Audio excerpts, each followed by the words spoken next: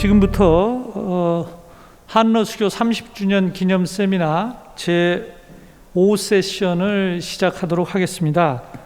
이번 세션에는 총 5분이 주제 발제 그리고 토론 혹은 코멘트 등등 본인이 생각하는 형식으로 참여를 하실 텐데요. 원래 이 프로그램상에는 황진애 박사님도 아마 있는 걸로 되어 있는데 지금 여러 상황으로 아마 참석이 현장에는 어려운 것 같습니다. 이번 세션은 구성도 굉장히 어떻게 보면 독특하고요. 그 다음에 다루는 주제도 굉장히 다양합니다. 구성이 독특하다라는 것은 실물에 있다가 학계로 가신 분 혹은 실물에 있다가 관으로 가신 분, 또 본인의 인생에서 러시아하고 인연을 맺을 일이 없었을 것 같은데 갑자기 인연을 맺게 된 분, 등등 여러 형태의 어떤 이력을 가지신 분들이 모여 있습니다. 일단 제일 첫 번째 앉아 계시는 권원순 교수님은 한국에서 학부에서부터 경제학을 전공해서 러시아에 유학을 가서 경제학으로 박사학위를 받은 후에 한국에 들어와서 첫 번째로 러시아 출신 교수가 되셨고, 대한민국 역사상 경제학과 교수로 러시아에서 박사학위를 받으신 첫 번째 분입니다. 그러니까 러시아 유학생 중에 대한민국에서 교수가 된 첫 번째 케이스이자 대한민국 경제학계에서 러시아 경제학 박사로 교수가 된 첫 번째 케이스입니다. 돌아와서 또 미국에 가서도 박사학위 이후에 또 공부를 하셨고, 또 지난 정부도 지난 세월 동안 상당히 복잡한 이력을 많이 보이셨습니다. 그래서 여러분들이 잘 아시다시피 대통령이 새로 당선이 되시면 주변 주요국에 특사를 보내는데 한국 특사단 대표로 또 러시아에 파견이 되셨던 이력을 가지고 있기도 합니다. 또 에너지 협력과 관련해서 남북러 가스관 루트와 관련해서 일명 J-루트라는 그런 아이디어를 내서 국제학계에서 이제 한국이 생각하는 남북러 가스관 루트의 대표적인 어떤 케이스 모델로 얘기하는 그런 아이디어 구상자이시기도 합니다. 네, 그 옆에 우리 이성규 박사님은 한국에서 에너지 협력, 특히 러시아 북방과 관련된 에너지 협력을 할 때 이성규 박사님 이름을 모른다 그러면 일단 그분하고는 당신은 전문가가 아니다, 이렇게 생각을 하시면 될 정도로 한러 에너지 협력과 관련된 전문 분야에서는 지난 20여 년 이상 아주 열정적으로 연구를 해오시고 또 발표를 해오신 분입니다. 그 옆에 우리 변현섭 박사님은 겉보기에는 공부보다는 영화계로 나가면 더 좋을 그런 스타일리스트적인 아주 매력적인 분인데요. 기업에서 근무를 하셨고 롯데그룹의 러시아 프로젝트와 관련된 다양한 일을 하셨고, 또 지금은 이제 북방경제위원회에서 공무원으로 활동을 하고 계십니다. 아마 학계 혹은 민간인 신분으로 있다가 관계에 가서 참 얼마나 이게 참 쉬운 것만 아니다라는 그런 생각을 많이 하시는 것 같습니다, 최근에. 그 옆에 우리 김규현 센터장님은 이공계 전공이시면서 한국생산기술연구원에서 여러분 잘 아시다시피 생산기술연구원은 이제 이론보다는 실질적으로 생산 현장 그리고 업계에서 필요로 하는 응용기술, 현장기술 뭐 이런 쪽을 중심으로 연구하는 곳인데요. 한국과 러시아 간의 혁신협력의 어떤 큰 임무를 맡고 그 센터를 생산기술연구원에다가 만들어 줬는데 그 연구센터를 책임지고 계시는 센터장님이십니다. 그 옆에 정민현 박사님은 역시 이 러시아하고는 뭐 어떻게 큰 인연이 없을 것 같다고 생각할 식으로 이제 공부를 해오신 분인데 미국에서 국내에서도 이제 정통파 학부에서 경제학을 하셨고 미국에서도 경제학으로 박사학위를 하시고 키예프에 들어오기 전까지는 러시아 땅을 단 한 번도 밟아본 적이 없는 분인데 키예프에 입사한 이후에 러시아 문제를 굉장히 열심히 공부하시고 또 연구를 많이 하셔서 주류 경제학 입장에서 러시아에 대해서 아주 애정어린 비판과 뜨거운 열정으로 연구를 하고 계십니다. 그래서 이 분들을 모아서 한러 관계의 이제 미래 협력 비전에 대해서 얘기를 해야 되는데요. 사실 좀 어떻게 풀어가야 될지 제가 잘 모르겠습니다. 왜냐하면 에너지, 북극, 그 다음에 또 디지털 이렇게 이제 분야는 있는데 이 분야를 개별적으로 얘기하기에는 조금 주제가 너무 광범위하기도 하고 또 무겁기도 하고 그렇습니다. 그래서 일단은 내공이 깊은 분들이기 때문에 권원순 교수님부터 시작해서 앉은 순서대로 본인이 러시아를 만나고 또 지금까지 정부 혹은 학계에서 연구를 해오시면서 부딪혔던 문제점과 또 혹은 가능성 혹은 본인의 비전 이런 부분들을 간단하게 한 7분 이내로 한 번씩 말씀을 하시고 그 다음에 제가 구체적인 질문들을 드리는 그런 방식으로 하겠습니다. 네, 권 교수. 네, 안녕하십니까. 외고대학교의 권원순 교수입니다. 그 사회자께서 뭐 제 얘기를 좀 하셨는데 뭐 그러다 보니 이제 저도 얘기의 시작을 제 인생과 러시아에 얽힌 얘기로부터 시작을 하겠습니다. 그 2016년 1월에 우리 대우해양조선이 야말 LNG 프로젝트에 납품하는 그 쉐빙 LNG 운반선이 진수를 했는데 그 이름이 크리스토퍼 드 마주르라고 합니다. 그 15척의 배 이름에 유일하게 러시아 명이 아닌 프랑스 사람의 이름이 붙어 있는데 이 크리스토퍼 드 마주르는 그 토탈의 CEO였습니다. 그리고 2014년 10월 20일 날 그 부누코브 공항에서 그 전세기가 이륙 도중에 그 제설 차량이랑 부딪히면서 그 토탈의 CEO를 비롯한 임원들이 다 사망을 했기 때문에 그 붙여진 이름입니다. 제가 이 얘기를 왜 하냐면 그 제가 하는 분야가 에너지 또는 철도 분야를 계속 해왔는데 왜 우리나라는 이렇게 크리스토퍼 드 마주르 같은 사람이 없을까 하는 얘기를 시작하고자 합니다. 그 대우해양조선이 납품한 배는 대략 한 299m 정도 되는 커다란 배입니다. 그리고 유일하게 전 세계에서 우리나라만이 가지고 있는 기술력, 그러니까 이제 모스 방식과 멤브레인 방식이라는 운반선이 있는데 멤브레인 방식으로서 그 제작된 배입니다. 그런데 이제 이런 얘기를 하다 보면 이제 남북러 가스 파이프라인부터 시작해갖고 러시아의 자원 개발 이런 얘기를 좀 해야 되는데 그 우리가 초기에 러시아와 수교를 하면서 풍부한 자원과 우수한 하이테크를 가진 나라 그리고 우리와 산업 협력을 통해서 우리의 경제 발전을 이룰 수 있는 상당히 그 도움이 많이 되는 나라 뭐 이렇게 그 심플하게 얘기를 해볼 수 있는데 그런 상황을 우리가 그럼 과연 30년 동안 수교에서 30년 동안 만들어 왔느냐 여러분도 알고 저도 아는 것처럼 뭐 그렇게 말하기는 상당히 어려운 거라는 생각이 듭니다. 그 제가 하는 에너지 분야 쪽 얘기를 좀 먼저 말씀을 드리면 1990년대 초반에 한소 수교 이후에 러시아가 우리한테 제안했던 대략 한 100여 개의 그 에너지 자원 개발 프로젝트들이 있었습니다.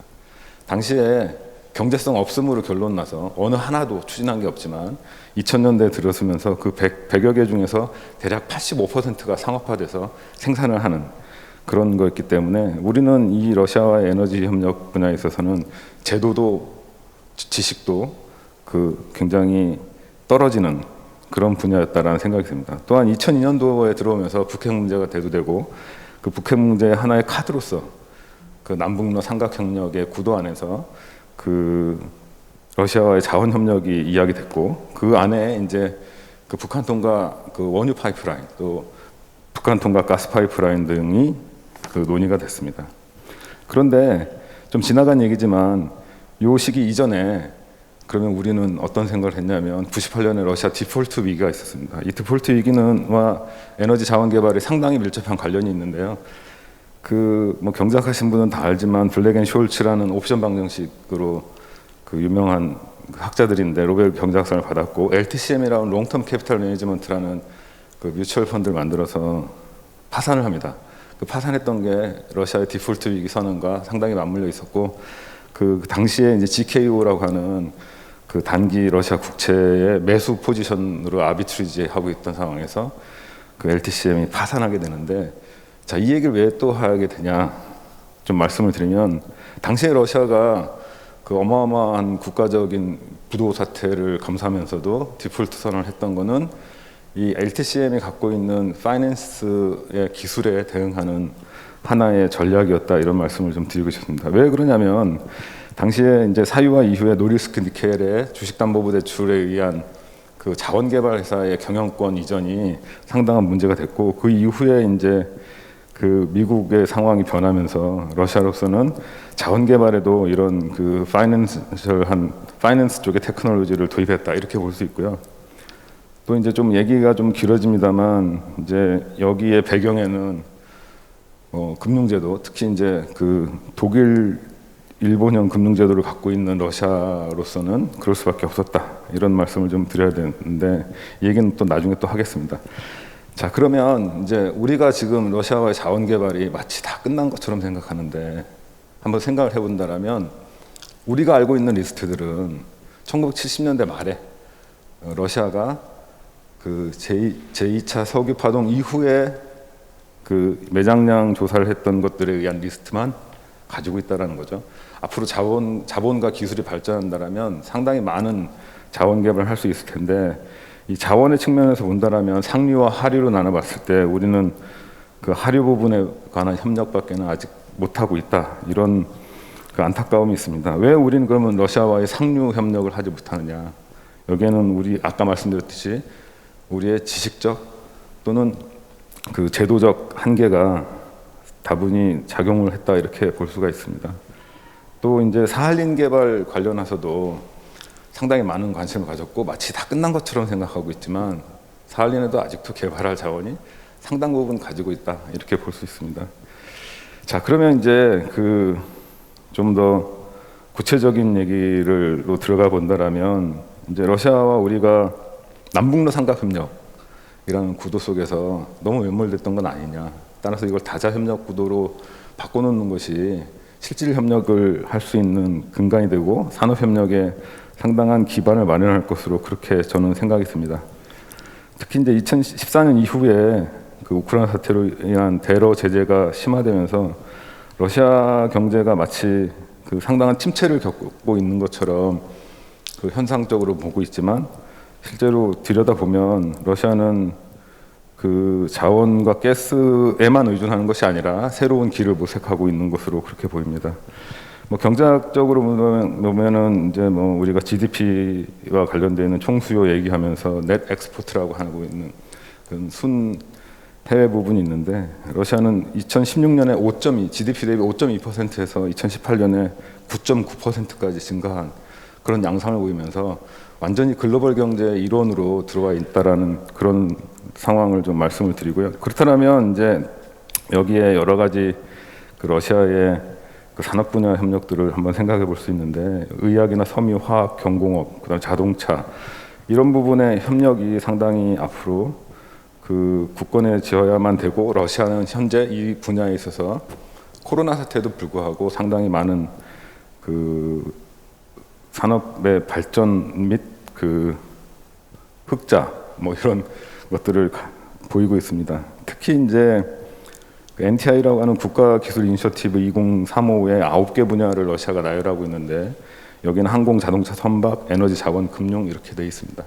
제가 주목하고 있는 것은 러시아의 자동차, 선박, 에너지, 자원, 금융이라고 하는 네 가지가 9개 분야 중에서 우리가 협력할 수 있는 상당히 많은 그 시사점을 제공하고 있고, 특히 러시아가 갖고 있는 기술력에 기반한 에너지 자원에 관련된 에너지넷, 그다음에 금융과 관련된 핀넷, 이것이 발전할 경우에 우리가 앞으로 어떤 협력을 해야 될지의 새로운 그림을 그릴 수밖에 없는 그런 구조에 와 있는데, 우리는 여전히 아직도 국내 산업 체계 내 이해관계에 의해서 에너지 자원 개발 내지는 에너지 자원 협력을 잘 못하고 있다, 이런 말씀을 좀 드리고 싶고요. 네. 마지막으로 한마디만 말씀드리면, 그 러시아는 장기 경제 성장, 특히 이제 최근에 이제 그 각광받고 있는 내생적 경제 성장 이론에 의한 장기 경제 성장 요인이 부족한 것으로 우리는 착각하고 있지만 그렇진 않다, 이런 말씀을 드리면서 앞으로 우리가 중진국의 제조업적인 사고를 벗어나서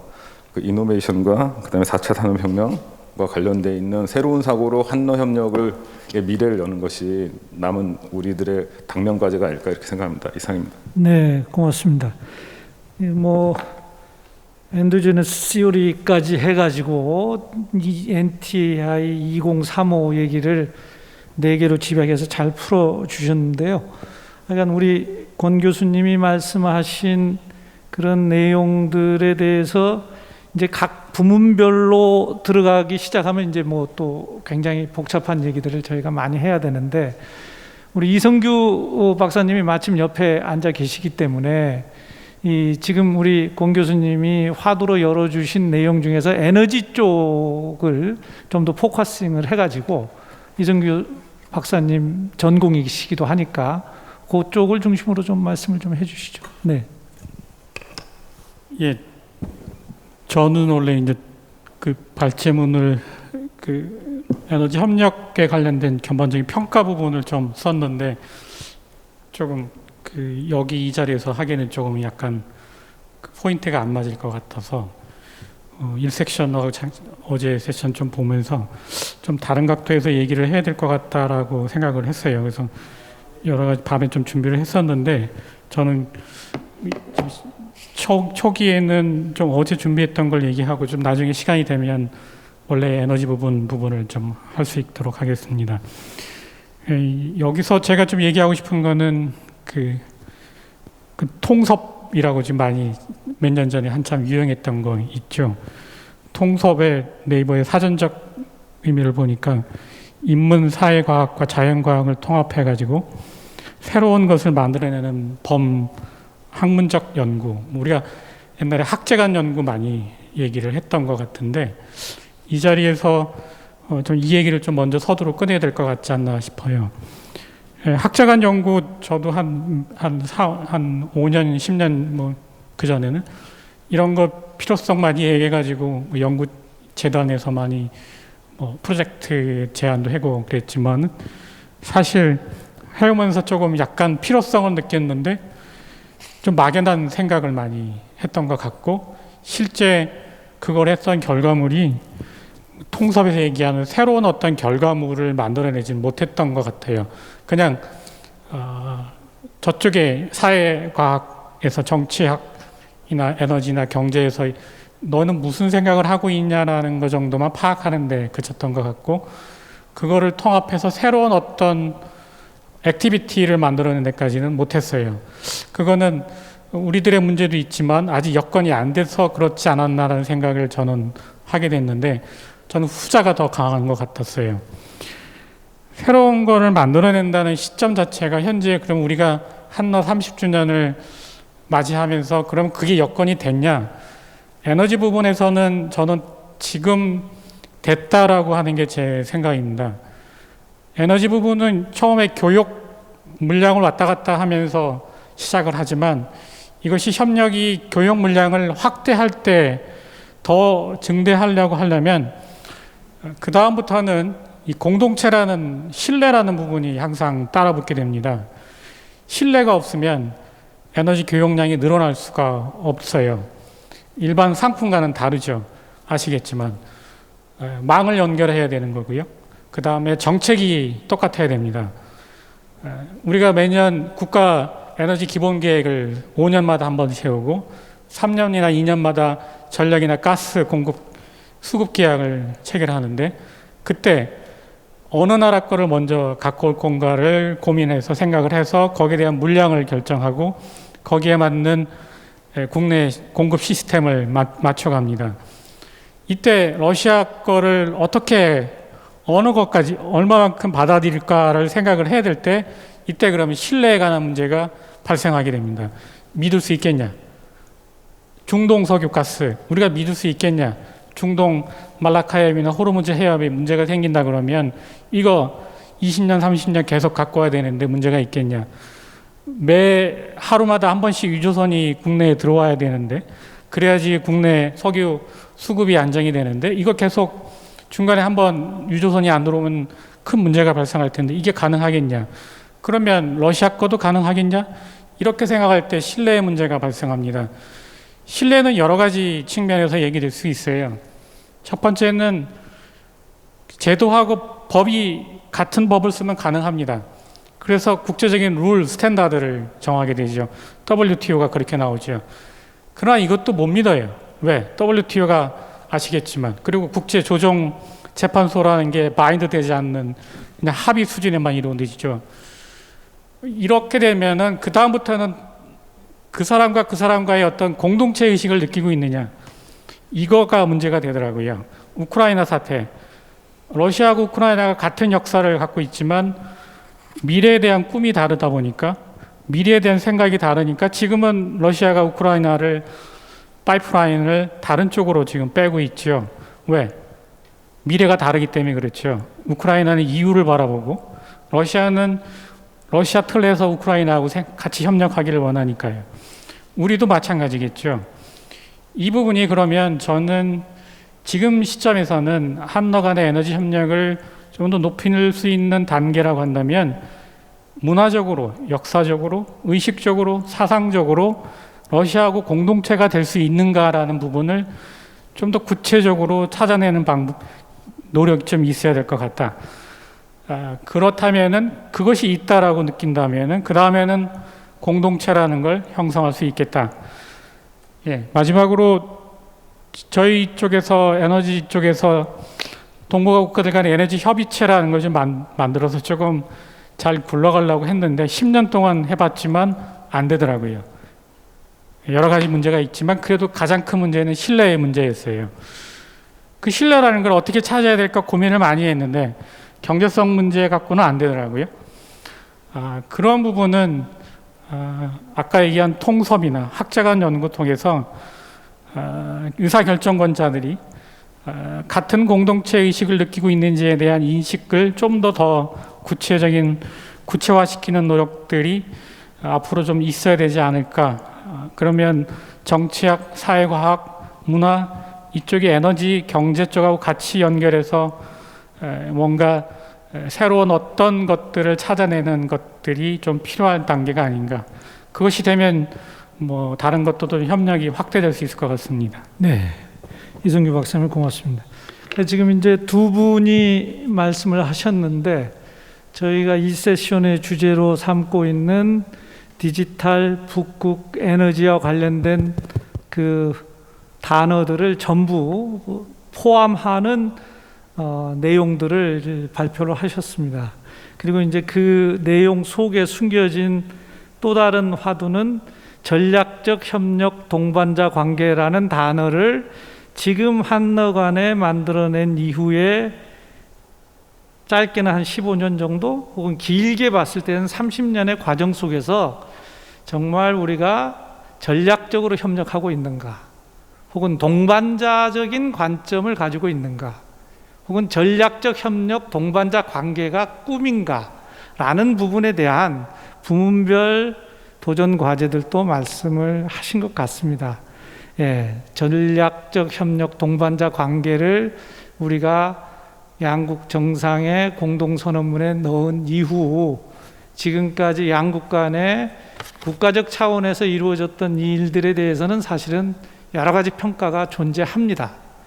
예, 그것과 관련해서 현 정부에서 북부환경제협력위원회에서 이 문제를 담당하고 있는 우리 변현섭 박사님의 말씀을 먼저 듣고 또 다시 이야기를 끌고 가고자 합니다.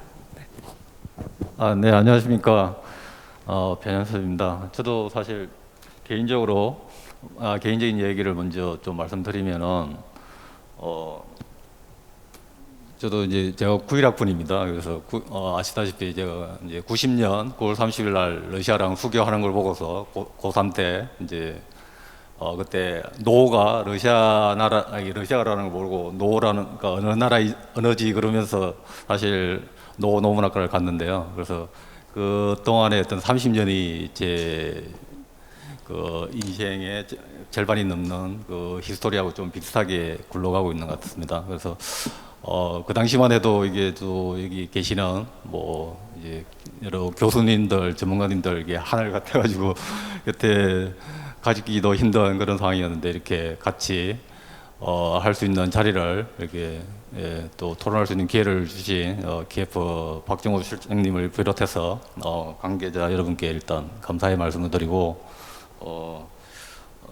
제 토론을 이어가도록 하겠습니다.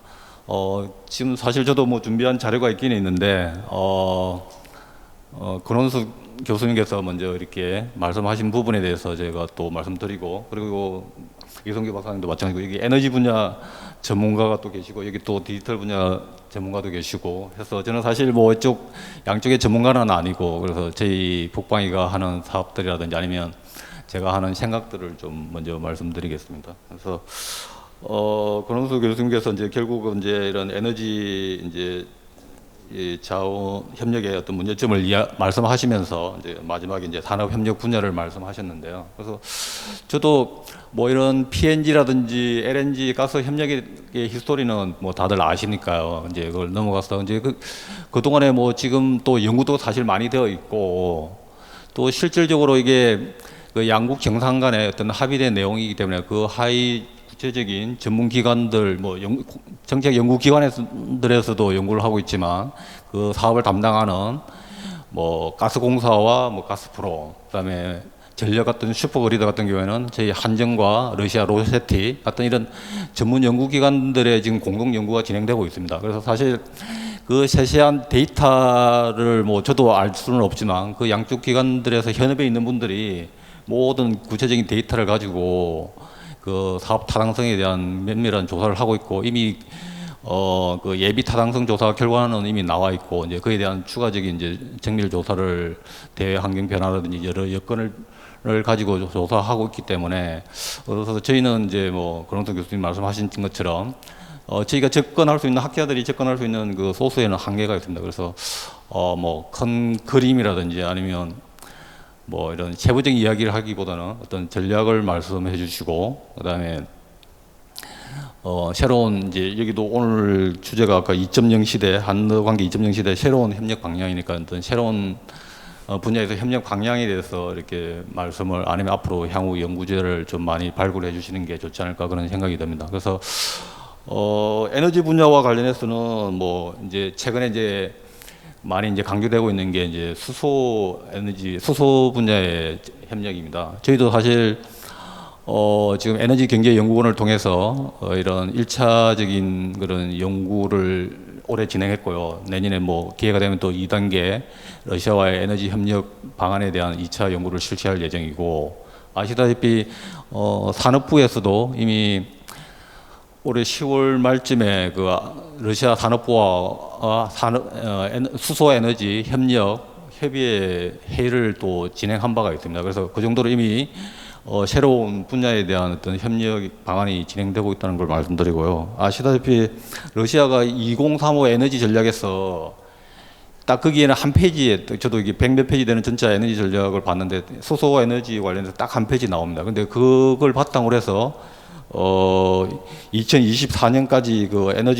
수소 에너지 발전 행동 계획 로드맵을 올해 10월 말에 이제 발표를 했거든요. 그래서 그때 이제 미슈스틴 그 총리께서 이제 그 전략 로드맵을 승인하면서 한 얘기가 이제 세계적으로 이렇게 탄소 배출 감축을 위한 이제 대체 에너지 전환 움직임이 활발하다. 그래서 이제 러시아도 에너지 수출국으로서 이제 글로벌 에너지 시장 수요 변화에 대응하는 그런 전략이 필요하다고 지적을 했습니다. 그래서 그러면서 이제 러시아의 주요 그런 그 에너지 기업들 뭐 노바텍이라든지 가스프롬이라든지 로스아톰 같은 기업들도 그 탈탄소사에 대비한 수소 단업에 어떤 뛰어들겠다는 그런 개별 기업들 자체적인 어떤 전략도 내세우고 있습니다. 그래서 저희가 아시다시피 이제 저희 문재인 대통령께서 이제 7월달에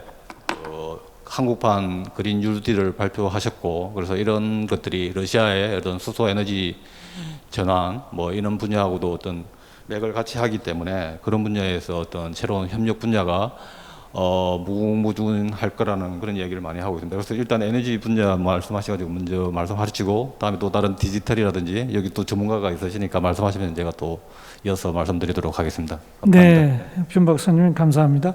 이제 정부에서 지금 현재 우리 이제 학계나 혹은 업계에서 고민하거나 정부는 이걸 도대체 어떻게 생각하고 있는지, 뭘 하고 있는지 이렇게 궁금해할 때 우리 변 박사님이 말씀하신 그러한 내용들이 지금 진행되고 있다라는 식으로 잘 설명을 해주신 것 같습니다. 자, 그러면은 우리 생산기술연구원의 김규현 박사님, 그 사실 한러 디지털 협력, 혁신 분야 협력, 그 다음에 또 소부장 협력 이런 얘기를 할 때 제일 많이 거론되는 연구소가 대한민국에서는 생산기술연구원인데요. 거기에서 또 한러 혁신센터 센터장님이시니까 좀 참신한 아마 주제를 이야기를 풀어놓지 않으실까 그렇게 생각합니다. 네. 네, 안녕하십니까. 저 한국생산기술연구원 한러혁신센터의 김규현입니다. 제가 오늘 드릴 말씀이 이렇게 참신한 내용이 아닐 것 같아서 좀 부담이 되는데요. 일단 좀 준비해온 내용 바탕으로 좀 설명을 좀 드리도록 하겠습니다. 먼저 이제 저는 이제 거의 모든 제 그 인생을 기술자로서 살아왔는데, 러시아하고 관련된 일을 하면서 또 이런저런 행사에 참여하다 보니까 이 기술자의 시각이 얼마나 편협한지 좀 제가 요즘에 깨닫고 있거든요. 저희 같은 경우에는 뭐 하나 개발하는 거 이제 온 관심이 있다 보니까 그 밖에 대한 지식이 상당히 좀 부족합니다. 그래서 그런 좀 편협한 시각을 많이 깨트릴 수 있는 이런 행사에 지금 불러주셔서 정말 감사하다는 말씀을 먼저 드리고 싶고요. 근데 그럼에도 불구하고 오늘 또 편협되게 저는 또 이제 기술적인 좀 측면에서 러시아하고의 협력 방향에 대해서 조금 설명을 좀 드려야 될 것 같습니다. 근데 이제 그러기 전에 이제 먼저 러시아하고 한국하고 뭐 지난 30년간 기술적인 측면에서 협력이란 관계가 과연 있었는가 없었는가라는 거에 대해서 좀 먼저 얘기를 드리고 싶은데요. 사실 저도 뭐 제가 이제 지금까지 오면서 한국의 이제 기대 수명을 생각했을 때 한 반 정도 지금 지나가고 있는 것 같은데, 그 사이에 제가 이제 러시아하고 관련된 일을 작년에 맡기 전에는 저도 러시아를 한 번도 가본 적이 없었습니다. 그래서 일반적으로 우리가 과연 러시아랑 어떤 분야에서 협력을 하고 있는지, 기술 협력을 하고 있는지 사실 마음에 좀 와닿지가 않았었거든요. 근데 의외로 우리 주변에 러시아하고의 기술 협력을 통해서 얻은 결과들이 상당히 많습니다. 일단 LG 휘센 에어컨이 있고요. 그리고 여러분들이 사용하고 계시는 스마트폰, 특히 삼성에서 처음 도입했지만 노이즈 캔슬링 기술, 그리고 이 제품도 처음에 나왔을 때 히트를 많이 쳤죠. 김치 냉장고. 여기 들어가는 핵심 부품들이 사실 다 러시아의 군사 기술, 원천 기술을 도입해서 만든 제품들입니다. 근데 그럼에도 불구하고 왜 우리는 러시아하고의 기술 협력이 잘 이루어지는 것 같지 않는가라고 생각했을 때 그 답은 사실 대부분의 이런 기술 협력이 그동안은 대기업 위주로 많이 이루어졌다는 데 있고요. 실제 삼성이나 현대나 LG 같은 경우에는 러시아 오랜 기술 협력을 진행을 하고 있습니다. 그래서 사실 대기업이라는 데는 돈만 된다면 남극이든 달이든 갈 수 있는 능력이 얼마든지 있죠. 그래서 사실 일반적으로 저희 주변에서 기업 활동을 하시는 분들에게는 크게 좀 와닿지 않아서 저도 잘 모르지 않았나 라는 생각이 좀 들고 있습니다. 그러니까 지금 세션의 큰 이제 토픽 중에 하나도 에너지, 북극, 디지털 협력인데, 사실 이제 뭐 그 대기업 측면에서 할 수 있는 협력이 또 따로 있고 중소 중견기업 측면에서 할 수 있는 분야가 또 따로 있습니다. 실제 대기업이야 그 국가 정부의 정책과 뭐 꼭 크게 상관이 없어도 알아서 이제 잘 하는 데인 반면에, 사실 우리나라 경제도 다 많은 부분을 차지하고 있는 중소 중견기업들은 1부터 10까지 좀 많은 도움이 좀 필요한 게 현실이거든요. 특히 이제 최근 그린 뉴딜 정책에 따라서 이제 에너지 같은 경우에도 저희가 뭔가 재생에너지를 만드는 데 있어서 중소중견기업분들이 들어가서 하실 수 있는 분야가 상당히 많이 있습니다. 특히 이제 북극과 관련돼서도 뭐 극한 소재와 관련된 것들도 중견기업분들이 많이 하실 수 있고요. 디지털 협력은 특히 벤처기업 차원에서 좀 많이 할 수 있습니다. 그러니까 저희가 이제 그래서 이제 이런 측면에서 중소벤처기업을 지원할 수 있는 뭔가 이제 한러 기술 협력에 있어서 시스템이 좀 필요한데, 그럼 과연 그동안 중소벤처기업을 지원하기 위한 정부의 어떤 노력은 있었는가라고 하면 있었습니다. 뭐 산업부든 중기부든 과기부든 다양한 그 노력을 해왔었는데, 이제 문제는 사실 기술 협력이라는 게 아까 이제 기술자들이 좀 많이 편협하다고 했지만 사실 기술 개발만 한다고 다 끝나는 게 아닙니다. 이제 기술 개발을 한다면 걔를 상용화 수준으로 끌어올릴 수 있는 것도 필요하고, 걔를 사업화하기 위한 지원도 또 필요하고, 사업화하기 위해서는 기본적으로 기업의 펀드 제공이라든지 혹은 새로운 시장에, 러시아 시장에 진출할 수 있는 어떤 전략 조사, 시장 조사 같은 것들도 같이 제공이 되어야 하는데, 사실 그동안 이제 각 부처에서 산별적으로 진행이 되다 보니까 이런 것들이 좀 효율적으로 잘 엮이지 않았다라는 좀 문제가 좀 제기가 됐던 것 같습니다. 이런 문제들, 그동안 대기업을 중심으로 지원이 되었다, 그리고 각 부처별로 산별적으로 지원이 되었다라는 문제점을 좀 극복하기 위해서 2018년도에 북방위를 중심으로 한러 혁신 플랫폼, 다부처가 그 이제 각자가 잘하는 영역으로 같이 묶여서 러시아하고의 혁신 협력을 진행하기 위한 한러 혁신 플랫폼이 이제 기획이 되었고요. 실제 이제 18년도 이제 우리 VIP와 그 러시아 정상회담 간에서 그 한러 기술 협력을 위한 새로운 어떤 조직을 만들기로 합의가 되었습니다. 그래서 그 합의된 사항을 이행한 결과로 이제 만들어진 게 저희 한러혁신센터라고 좀 말씀을 드릴 수 있을 것 같고요. 저희 이제 센터 같은 경우에는 그동안 이제 정부 측에서도 이제 계속 지속되었던 문제점을 좀 해결하기 위해서 이제 단순한 기술 협력, 기술 개발에만 포커스만 두는 게 아니라 시장 조사나 혹은 시장 진출, 혹은 벤처 중소기업 지원, 실질적인 뭐 펀드적인 차원에서 지원이죠. 그런 걸 할 수 있는 원스톱 서비스를 좀 제공을 하고, 그 한러혁신 플랫폼의 일종의 컨트롤 타워로서 저희가 그 역할을 해주고, 사실 정부에서 이제 지원을 한다는 게 또 한계가 또 많이 있습니다. 이제 그래서 저희 또 센터 역할은 저희가 하는 일 자체들이 민간으로 자발적으로 좀 확산이 되고, 그분들도 자연스럽게 한러혁신 플랫폼에 참여하면서 이런 이 기술 협력이라는 것 자체가 향후에는 양국 간 사이에 좀 자발적으로 이루어지면 좋지 않을까라는 생각을 하고 있고요. 저희가 이제 그런 차원에서 좀 센터를 좀 운영을 하고 있습니다. 근데 좀 저희가 이제 요 일들을 하면서 느꼈던 이제 문제점만 좀 간략히 이제 설명을 드리고 좀 끝내려고 하는데요.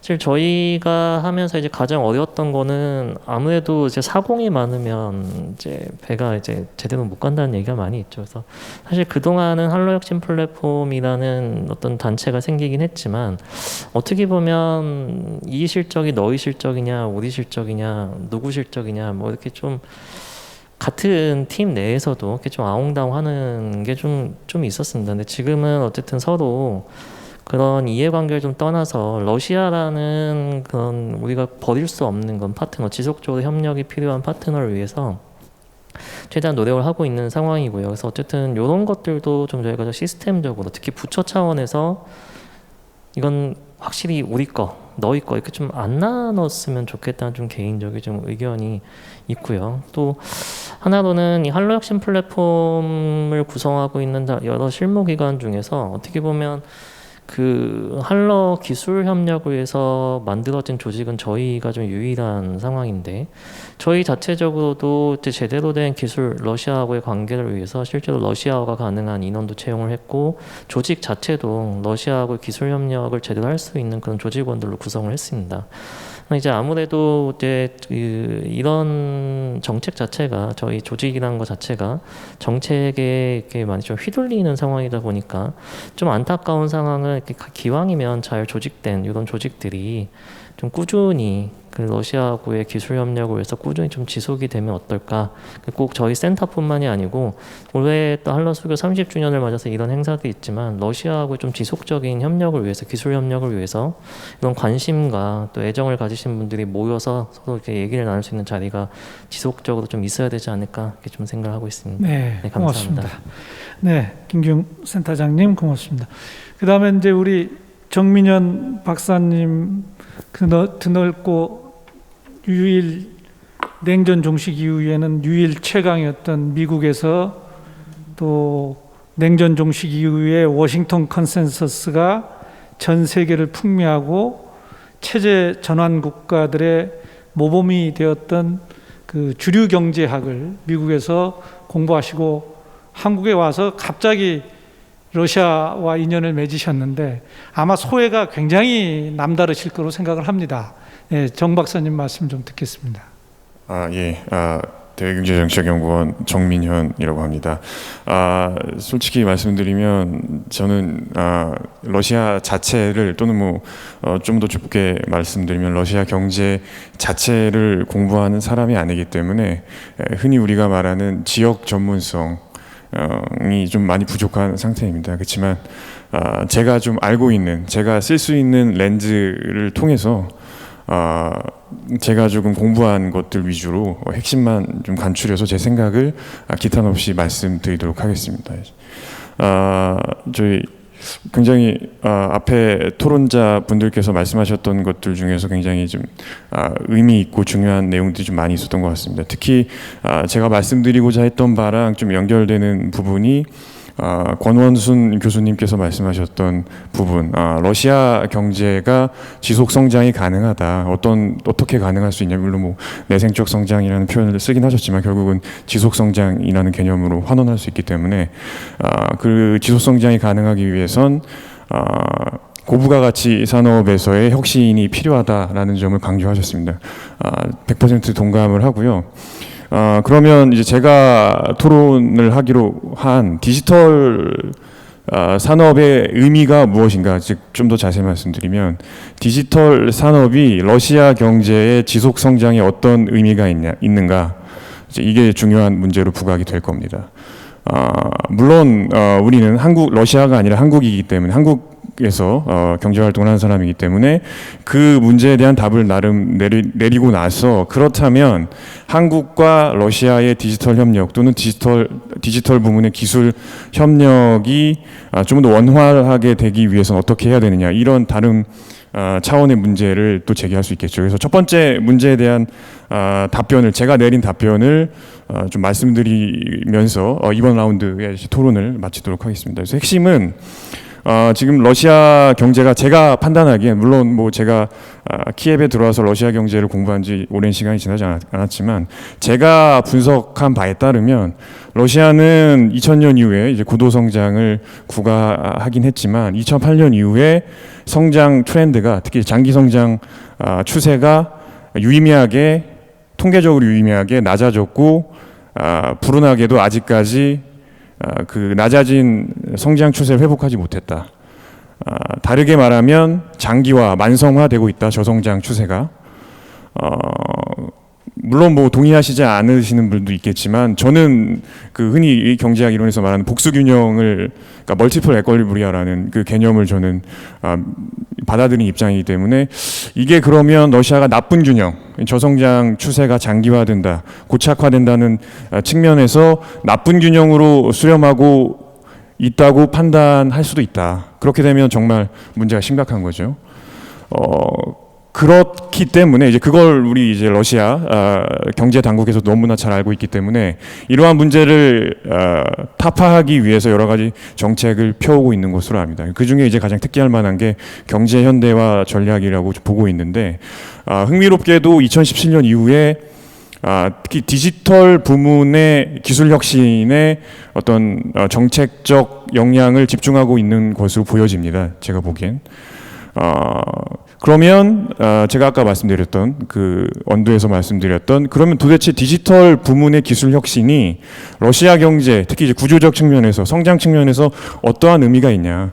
저는 결국은 디지털 부문의 기술 혁신을 통해서 러시아 경제가 직면하고 있는 산업 구조 전환, 이 structural transformation이라고 하는 산업 구조 전환이 촉진되는 어떤 촉매제 역할이 가능하다. 뭐 제가 뭐 간단하게 이제 올해 좀 이론 분석을 했는데 뭐 제 분석에 따르면 항상 그게 가능한 것으로 나타나지 않지만 적절한 조건이 갖추어져 있다면 러시아의 디지털 부문의 기술 혁신을 통해서 지금 러시아가 겪고 있는 산업 다각화 문제, 산업 고도화 지연 문제, 결국은 이게 structural transformation이 지연되는 문제라고 말씀드릴 수 있는데 이 문제가 개선될 수 있다. 그럼 어떻게 개선되냐? 직관적인 수준에서 말씀을 드리면 디지털 부문의 기술이 가지고 있는 특징이 뭐냐면 다른 부문으로의 기술이 파급됩니다. 특히 최근에 어떤 경제 현상을 보면 서비스업 부문으로의 기술 혁신의 파급을 좀 주목해야 된다. 예컨대 온라인 뱅킹,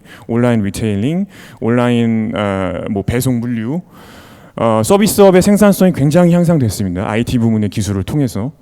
그렇게 되면 IT 기술의 혁신에 부가가치가 높아지는 거니까 거길로 경제적 자원, 더 정확히 말씀드리면 생산요소라고 할 수 있는 자본과 노동이 IT 부문, 더 넓게 말해서 고부가가치 제조업 부문으로 더 집중될 수 있다. 그렇게 되면 지금 현재 러시아 경제가 가지고 있는 문제, 광업 부문, 몇 가지의 그 에너지 산업에 집중되어 있는 경제적 자원이 디지털 부문을 포함하는 고부가가치 제조업으로 흘러갈 수 있다. 그렇게 되면 자연스럽게 structural transformation이 촉진되는 효과가 있다라는 것인데요.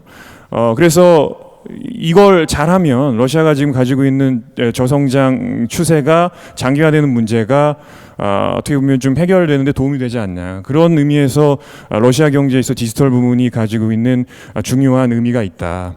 그렇다면 제가 아까 또 말씀드렸던 것처럼 이게 도대체 잘 되려면 어떻게 해야 되냐? 한러 경제, 특히 이제 디지털 부문의 기술 협력이 잘 될 것이냐? 여기에는 뭐 이제 다른 부문의 측면이 좀 중요할 것 같습니다. 그런데 뭐 경제적 측면의 문제뿐만 아니라 기술적 측면에 상호 보완성이 있는가, 정책적 측면에 서포팅이 가능하겠냐, 뭐 이런 건 제가 나중에 시간 있으면 또 추가로 말씀드리고 제가 한 가지만 첨언을 하고 끝내도록 하겠습니다. 저 이성규 박사님께서 굉장히 좋은 지적을 하셨는데 신뢰, 공동체 의식의 중요성을 말씀하셨습니다. 근데 이걸 경제학의 언어로 바꾸면 결국 이건 지금 비공식 제도, 그러니까 뭐 informal institutions라고 하는 비공식 제도의 중요성을 말씀하신 것 같습니다. 협력 거버넌스로서 비공식 제도 굉장히 중요하고 특히 디지털 부분이 기술 혁신이 가지고 있는 특징이 뭐냐? 리스크 테이킹을 해야 된다. 그러니까 위험을 감수해야 된다. 혁신에는 항상 위험이 따른다.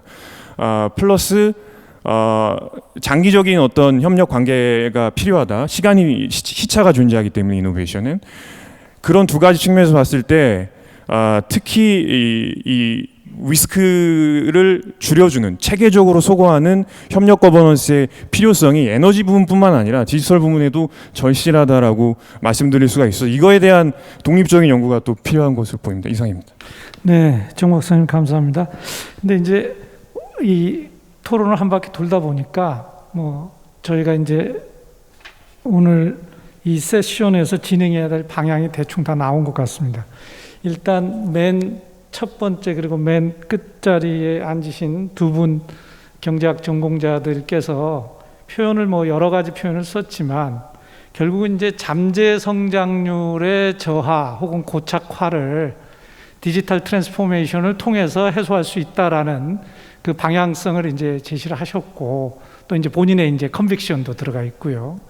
그다음에 이제 가운데 앉아 계시는 우리 이성규 박사님 같으신 경우는 소위 말하는 에너지의 그러니까 러시아 경제의 백본이라고 할 수 있는 에너지 산업의 차세대 버전 업 일종의 수소 경제로의 전환이라든가 이 과정에서 에너지의 수소를 포함한 러시아 에너지 산업의 전환에 대한 얘기를 하셨습니다. 뭐 잠재 성장률은 뭐 러시아뿐만 아니라 한국도 지금 굉장히 문제가 있죠. 고착화의 문제를 그래서 이제 한국도 디지털화를 통해서 극복을 하려고 하는데 문제는 우리가 뭐 정 박사님도 잘 아시고 저희 키예프에서 올해 낸 디지털 관련 책도 있습니다만은 디지털화라는 게 이제 개념이 여러 가지지 않습니까? 그러니까 뭐 에너지에서도 디지털화가 가능한 것이고 또 디지털라이제이션이 있고 디지타이제이션이 있고 디지털 트랜스포메이션이 있고 뭐 여러 가지 형태로 산업에 다 적용이 가능한데 거기에 따라서 또 이제 전략이 다 달라질 것이고요. 그래서 이제 이거를 결국 필요한데 PC가 개발이 돼가지고 산업 현장에서 PC 같은 것을 해서 컴퓨터라이제이션을 했는데 그게 산업 생산성까지 연결되는 데는 보통 한 20년 정도의 세월이 흘렀다시피 흐른 것처럼 디지털화라는 것이 곧바로 산업 생산성을 고도화시키고 또 높일 수 있는 것인지에 대해서는 여전히 퀘스천이 있는 것 같습니다. 그 속에서 지금 이제 러시아도 고민이 있는 것 같고요. 또 그 속에서 바로 정치라는 게 작용을 하는 것 같고, 그래서 제가 다음 라운드로 들어가기 전에 마이크로소프트의 창업자였던 빌 게이츠가 이런 얘기를 한 적이 있어요. 제 기억으로 빌 게이츠가 독점 윈도우를 이렇게 쪼갤 때 반독점 문제에 걸렸을 때 가장 빌 게이츠의 그 말 중에서 미국 언론의 주목을 끌었던 건 이겁니다. 내가 순진했다. 그러니까 당시에 빌 게이츠가 몇 가지 실수를 저질렀는데 그 중 하나가 뭐냐면 내가 워싱턴 DC에 가서 정치인들을 만나러 다니지 않은 것이다 라는 표현을 썼습니다.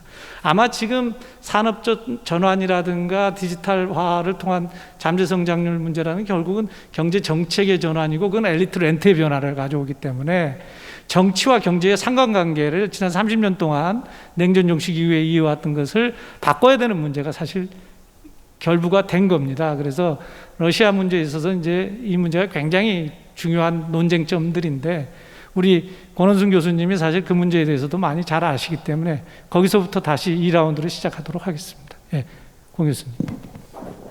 예, 오늘 뭐 제가 아주 좋은 공부를 하는 것 같고요. 그 전에 이제 좀 한마디 좀 우리가 생각해 봐야 될 것들에 대한 것들을 좀 말씀을 드리겠습니다. 2009년 7월 18일자 이코노미스트의 기사 중에 The State of Economics 이래가지고 경제학은 지금 어느 상황에 와 있는가, 이론이 하나도 안 맞는다. 2008년 금융위기 이후에 2008년 금융위기 특히 이제 파생금융 상품, 이제 아까 좀 말씀드리려다 말했는데 글램리치 블라일리라는 법안이 통과되면서 그 전까지 있었던 금융 분야의 법안들을 다 폐기하다시피 했고 그것이 이제 금융위기로 온 것이었고 그동안 그러면 미국은 어땠냐라고 본다라면 일자리를 창출하고 그것을 이제 이 경제 성장과 연결시키기 위해서 서비스 분야의 대폭적인 확충 그리고 서비스 분야의 발전 이렇게 왔습니다. 다시 말씀드리면 이노베이션 없는 단순 서비스 분야부터 시작해갖고 아주 하이테크의 파생금융 상품을 다루는 금융 서비스 분야까지 계속 발전시켜 왔는데 그러면 러시아는 그럼 뭘 했냐 본다라면 이제 체제 전환을 하고 있었고 아까 이제 잠깐 말씀드렸지만 체제 전환하면서 국가 전략으로서의 미국에 맞서는 행위 다시 말씀드리면 이제 아까 LTCM 얘기를 했지만 그런 러시아로서는 국가 전략적인 차원에서의 경제 체제 전환에 대한 대응을 이념을 좀 떠난 어떤 진영으로서의 논리로 맞서고 있었고 그것이 이제 지금에 나타나고 있는 러시아 국가주의의 근원으로 한번 볼 수 있지 않냐라는 생각을 좀 해봅니다. 그런데 이제 최근 들어서 러시아가 이제 에너지 자원 위주의 경제 성장에서 다시 디지털 경제로서 전환하는 다시 말씀드리면 이제 아까 우리 정 박사님 얘기하신 것처럼 디지털 트랜스포메이션에 의한 스트럭처럴 트랜스포메이션을 하기 위한 기반들을 닦고 있었다 이렇게 좀 생각해 볼 수 있습니다. 특히 러시아가 갖고 있는 컨버전 다시 말씀드리면 군사 기술의 민수화의 근원 기술들을 다 공개하지 않음으로 해갖고 지속적으로 기술 협력 내지는 기술 경쟁에 특히 이제 특허 분쟁들에 대응을 해왔고 그런 것들의 연장선상이 오늘날 오픈되고 있는 러시아의 NTI를 비롯해 갖고 국가기술 발전 국가 프로그램이나 과학기술 발전 전망, 그리고 러시아 과학기술 발전 전략들에 녹아들어갔고, 이 전략들은 우리가 잘 알고 있는 에너지 전략, 그다음 교통 전략 이후에 나오는 전략으로서의 그 스트럭처럴 트랜스포메이션을 추구하고 있다라고 봐야 되는데, 근데 러시아가 잠재 성장이 이렇게 그 금방 이렇게 확장되는 것처럼 보이지 않는 이유는 러시아가 갖고 있는 전통적인 그 국가주의 경제 체제, 다시 말씀드리면은 고용과 임금을 보장하려고 하는 러시아의 기본적인 이념들이 계속적으로 그 관철되면서 그 좀 천천히 가고 있는 건 아니냐, 이렇게 생각이 듭니다. 그 아까 이제 말씀드렸지만, 이제 앞으로 그렇다면 이제 앞으로 우리가 협력은 이제 러시아가 어차피 국정과제, 그러니까 그 과학기술 발전에 의한 9개 분야가 항공, 자동차, 선박, 그다음에 그 뉴로사이언스, 그러니까 뉴로사이언스, 신경공학, 뭐 건강관리, 식품, 에너지자원, 금융인데, 이 중에서 특히 우리가 좀 집중해야 될 게 항공, 자동차, 선박, 에너지자원, 금융 분야가 아닐까라는 생각이 들고요. 그리고 우리가 그러면 이제 제가 아까 잠깐 말씀드렸는데 중진국형 제조업적인 사고를 하고 있는데, 여기서 우리도 그럼 디지털 트랜스포메이션 하면서 스트럭처럴 트랜스포메이션을 어느 정도 한 건지, 그리고 그 과정에서 양국이 협력하면서 잠재 성장률을 끌어올 수 있는 여지는 없는 건지, 또 이런 분야도 한번 살펴봐야 된다고 생각합니다. 단적으로 이제 그 에너지 자원 관련해서 말씀을 드리면, 최근에 AI 기술이 도입되면서 과거에 뭐 3D 시뮬레이션 해갖고 매장량 추정하던 것들이 상당히 그 개선되면서 거의 그 100%에 가까운 매장량 추정으로 가고 있는 것만 보더라도 단적이지만, 그 러시아가 갖고 있는 잠재력은 상당히 클 것으로 보고, 따라서 이제 아까 이제 우리 사회자께서 말씀하신 전략적 협력으로서의 동반자 관계가 이제까지는 이제 전통적인 제조업 위주였다라면, 앞으로는 좀 다른 분야, 뭐 디지털 트랜스포메이션이 됐건 아니면 AI나 아니면 뉴 이코노미라고 하는 그 이 신경제라고 하는 분야가 됐던 간에 그 이 다른 분야로 우리가 이제 좀 생각을 해보면서, 우리 정 박사님 얘기하신 대로 리스크를 어떻게 테이킹할 거냐, 이거는 경제학적인 문제가 아니라 정치적 선택의 문제가 아니냐는 생각이 들고요. 그렇다면 우리가 좀 반성해야 될 건 합리성을 가정한 비이성적 선택, 뭐 에너지 자원이라든가 철도 협력에서 보여주는 것처럼 그런 것들을 좀 지양하면서 그 전략적 협력 동반자 관계를 좀 더 한층 더 높이는 그런 그 정치 내지는 외교 안보적인 사고가 필요하지 않나, 이렇게 생각합니다. 감사합니다. 네, 공 교수님 감사합니다.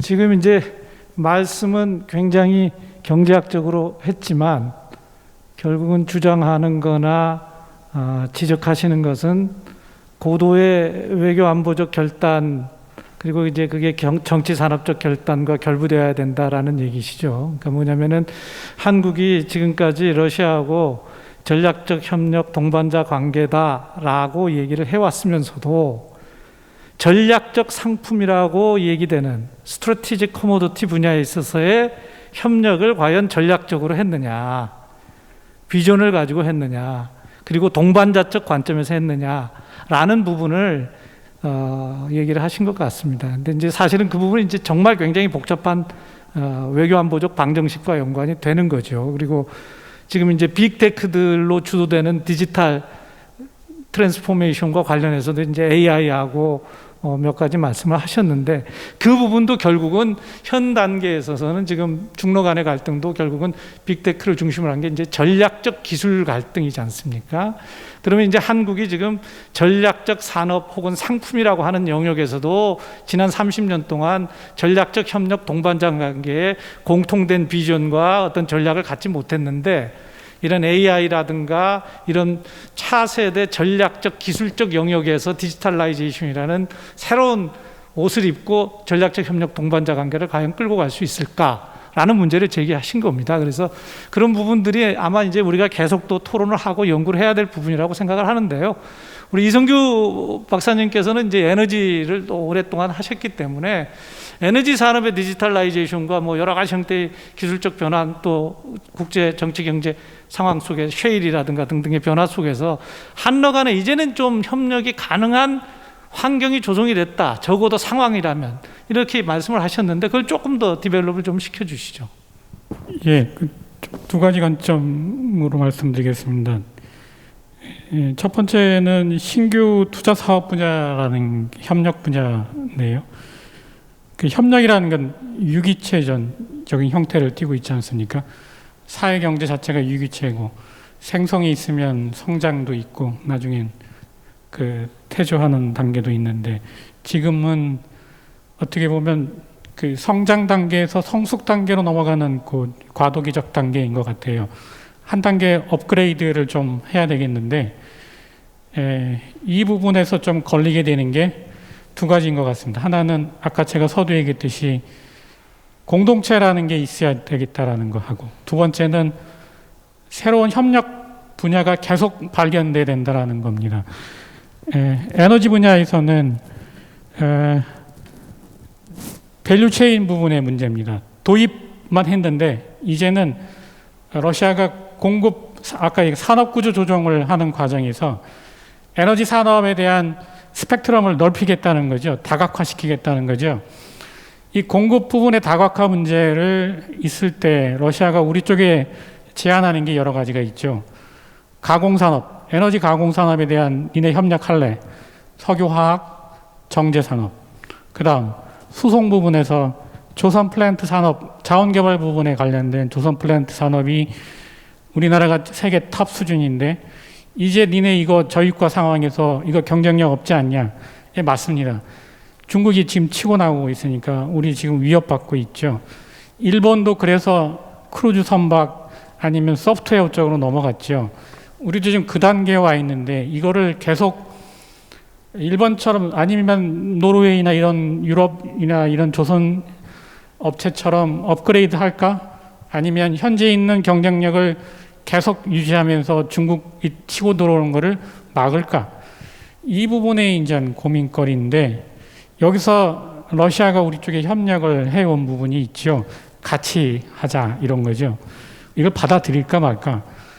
새로운 경쟁자를 키울까? 아니면 우리가 공동체가 돼서 러시아하고 전략적 협력을 해서 우리는 서서히 첨단 부분으로 넘어가고 기존에 갖고 있는 협력, 기존에 있는 우리 경쟁력을 러시아하고 공유하는 게 어떨까? 예, 이 부분이 좀 고민거리죠.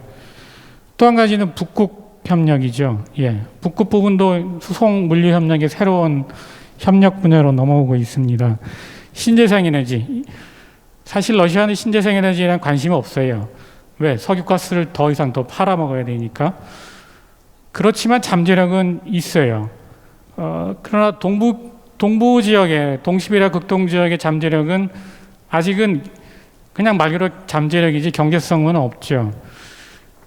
이 부분도 장기적으로 좀 우리가 파악을 할 필요는 있겠죠. 어느 순간에 가면 기후변화나 에너지 전환, 신재생 에너지 비중을 높이려면 협력은 해야 될 분야니까요. 기후변화, 예, 같이 할 필요가 있죠. 유럽은 지역 차원의 기후변화, 탄소 배출권 내지는 탄소를 같이 줄이려고 노력하는데 동북아 지역은 아직 그런 노력은 없습니다. 러시아하고 같이 협력할 수 있는 여러 가지 아이템, 사업들은 많아요.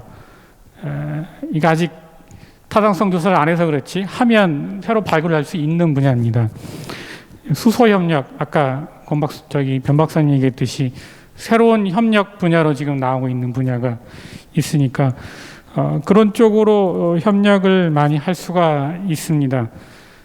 예, 아직은 그 경제성 부분을 얘기할 단계가 아니기 때문에 타당성 조사를 좀 양쪽이 해서 경제성을 좀 발굴해내서 그 다음에 투자 사업 단계로 넘어갈 수 있는 이러한 그 프로세스가 좀 필요한 단계라고 볼 수 있을 것 같습니다. 네. 이제 조금 있다가 우리가 또 이제 기회가 있기 때문에 내용들을 조금씩 더 디벨롭을 시켜보기로 하고요. 지금 이제 우리 이성규 박사님도 말씀을 하셨고 제일 처음 모두에 우리 권원순 교수님도 말씀을 하셨는데, 한국과 소련이 수교하고 나서 그 당시에 소련 그리고 그 이후에 러시아 초기 시절에, 민주러시아 초기 시절에 한러 간에 공동으로 추진했으면 좋겠다라고 생각했던 분야의 사업 아이템들을 러시아 정부가 이제 정부 차원에서 목록을 제시한 적이 있었습니다. 그 중에 이제 에너지 관련 사업이 한 100여 개 있었는데, 우리는 이제 사실은 그 관련 사업에 있어서 제대로 된 상류 부분 투자는 뭐 제로고, 그렇죠. 그 다음에 하류 부분에 있어서도 별로 참여를 제대로 하지를 못했는데, 그게 그 이후에 세월이 흐르면서 뭐 여러 가지 부침이 있긴 했었습니다만 상당히 경제성이 높은 프로젝트로 전환이 된 것들이 많았고, 또 그 중에서 일부는 이미 중국이나 일본이나 이런 인도나 이런 국가들이 엄청난 자국의 해외 에너지 개발 역사상 가장 성공적인 투자다라고 얘기하는 그런 성공도 내고 그랬습니다. 근데 한러 간에는 민간 영역에서 또 전문가 영역에서 그런 협력에 대한 얘기를 많이 했는데, 정부 차원에서는 도대체 왜 그런 것이 안 되는지, 우리 변현섭 박사님 한번, 야말 같은 경우도 얘기가 많았던 걸로 알고 있는데 왜 그런 겁니까? 한번 말씀을 좀 풀어놓으실 수 있다면 좀. 네. 여기서 뭐 제가 그 다 세세한 이야기를 해도 되는지 모르겠는데 가능한 영역으로 봐도 말씀해 주시죠. 그래.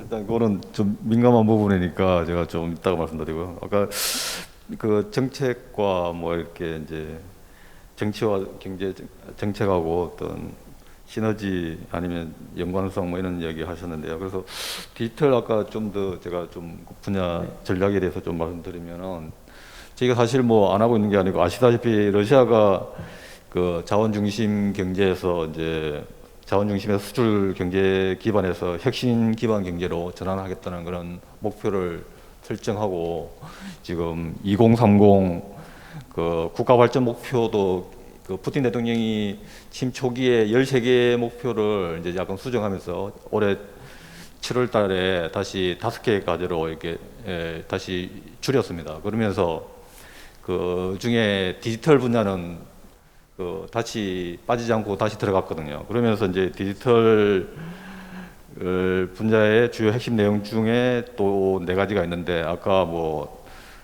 정민영 박사님도 말씀하셨지만 이제 디지털이 다른 분야에 미치는 영향이 크기 때문에 여기서 이제 그 발전 2030 국가 발전 전략 디지털 분야에서도 이게 나와 있습니다. 여기 보면 의료, 교육 및 공공 행정을 포함한 경제 및 사회 핵심 분야들의 어떤 디지털 성숙도를 달성하겠다 뭐 이렇게 했고요. 그래서 저희가 또 최근에 우리는 아주 익숙한 전자문서 이런 것들도 러시아는 이제 뭐 대중 서비스화 비율을 95%까지 높이겠다. 그리고 이런 인터넷 보급률을 뭐 97%까지 올리겠다. 그리고 IT 분야 국내 솔루션 투자를 뭐 2019년 대비 4배까지 투자를 증가시키겠다. 뭐 이런 목표들이 있습니다. 그래서 이것들이 제대로 된다면 이제 러시아가 이런 저성장 국면을 탈피하는 주요 어떤 계기가 될 것으로 생각하는데요. 그래서 저희가 이게 디지털 분야 이런 러시아 정책과 마찬가지로 저희도 뭐 아까 말씀드린 한국판 그 뉴딜 정책을 발표했고요. 그리고 이미 민간 부분에서도 그 이런 분야의 협력이 이미 많이 이루어지고 있습니다. 저희가 아까 여기 센터장님도 와 계시지만 그 한러 혁신센터를 통해서 작년에 그 소재 부품 장비 분야 3개하고 AI 분야 1개 분야에 대해서 그 공동 R&D를 추진하기로 이미 했고, 그 과제들도 선정한 바가 있습니다. 그리고 그 구체적인 과제는 뭐 제가 여기서 말씀드릴 수도 없지만, 그 다음에 뭐 아시다시피 삼성이 이미 그 얀덱스랑 해서 그 자율주행차를 시범 운송하고, 현대모비스. 현대 자동차가 그 얀덱스랑 같이 그 자율주행차를 하고 있고, 그런 협력이 이미 이루어지고 있고요. 그 다음에